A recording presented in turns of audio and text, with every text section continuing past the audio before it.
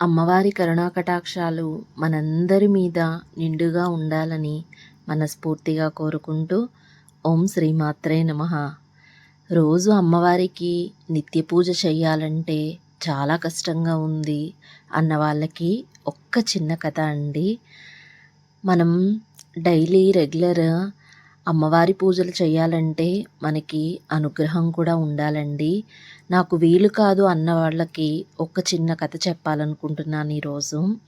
మనం ఏ పని చేస్తున్నా కూడా ఆ పనిలో అమ్మవారిని చూసుకుని ఆ పని చేసినట్టయితే మనం పూజ చేసినంత ఫలితం వస్తుందండి. ఒక గాజులు అమ్ముకునే వ్యాపారి గాజులు అమ్ముతా వెళ్తున్నాడండి. ఎండలు మండిపోతున్నాయి. గాజుల మూట భుజాన వేసుకుని అతను దుర్గా దుర్గా అనుకుంటూ చెరువు దాటుతున్నాడండి. ఆ చెరువు దాటే టైంలో ఆయన్ని ఓ గాజుల అబ్బాయి నాకు గాజులు కావాలి అని ఒక ఆవిడ పిలుస్తున్నట్టు అనిపించిందండి. వెంటనే వెనక్కి తిరిగి చూసేసరికి ఒక పెద్దావిడి గాజులేయమని చేయి చాపిందండి.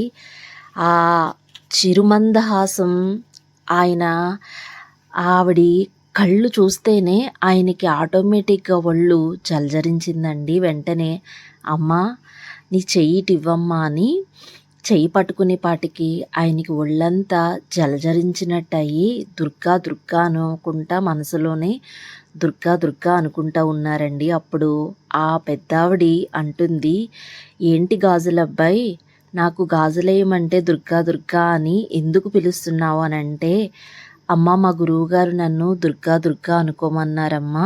ఈ నామం జపించడం వల్ల, ఈ స్మరణ చేయడం వల్ల అమ్మవారి దయ నీకెప్పుడూ ఉంటుందని మా గురువుగారు చెప్పారమ్మా.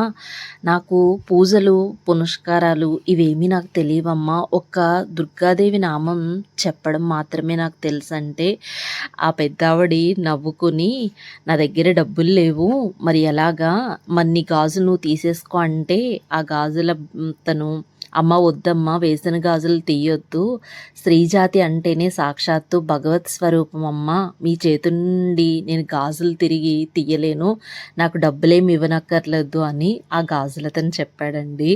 అప్పుడు అమ్మవారు, అబ్బి నీకు డబ్బులు ఇవ్వకుండా గాజులు నేను ఎట్లా వేయించుకుంటాను, ఓ పని చెయ్యి, మా నాన్నగారు ఉన్నారు ఉమాపద భట్టాచార్యులు గారు, ఆయన్ని అడిగి డబ్బులు తీసుకో అని చెప్పారండి.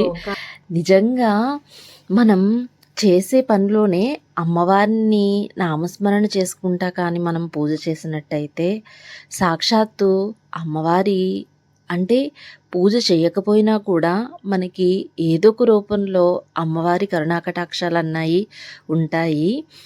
దుర్గాదేవి అమ్మవారి మహత్యంలో ఒకటైన మహత్యం అండి ఈ మహత్యం.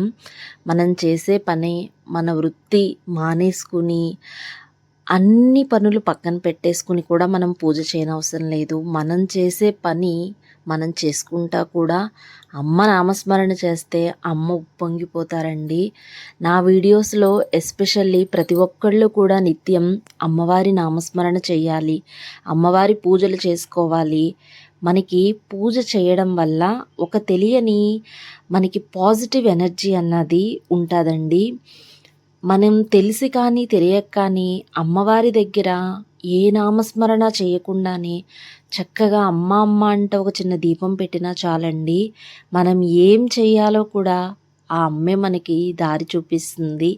ప్రతి ఒక్కళ్ళు కూడా పెద్ద పెద్ద అంటే కష్టపడకుండా చక్కగా ప్రతి ఒక్కళ్ళు కూడా నిత్యం అమ్మ నామస్మరణ చేస్తూ, అయ్యో నాకు ఈరోజు నేను ఈ పనులు చేయాలి కదా, నాకు పూజ చేయడానికి కుదరట్లేదు కదా అని ఎవ్వరూ ఏమీ బాధపడనవసరం లేదు. మనం ఏదైతే పని చేస్తామో, మనం వంట చేస్తున్నామా, వంట చేస్తా చక్కగా అమ్మ నామస్మరణ చేసుకుందాం. మనం ఏదన్నా షాప్లో వర్క్ చేస్తున్నామా, జాబ్ చేసే లేడీసా, లేకపోతే మనం ఒక గృహిణిగా మన ఇంటి బాధ్యతల్లో పడి మనం పని చేయలేకపోతున్నామా, తప్పేమీ లేదండి. మనం చేసే మన పని మనకి పెద్ద పూజగా భావించి అమ్మవారి నామస్మరణ చేయడం వల్ల అమ్మవారి కరుణాకటాక్షాలు అన్నాయి చాలా సులువుగా. అమ్మవారు మనం ఎలా చేసేమన్నది చూడరండి. అమ్మ నువ్వు తప్పి నాకు ఇంకొక లోకం తెలియదమ్మా అని ఒక చిన్న నమస్కారం పెట్టినా చాలు. మన ఫాలోవర్స్ అందరూ కూడా అమ్మవారి కరుణా కటాక్షాలు పొందాలని మనస్ఫూర్తిగా కోరుకుంటూ ఓం శ్రీమాత్రే నమః.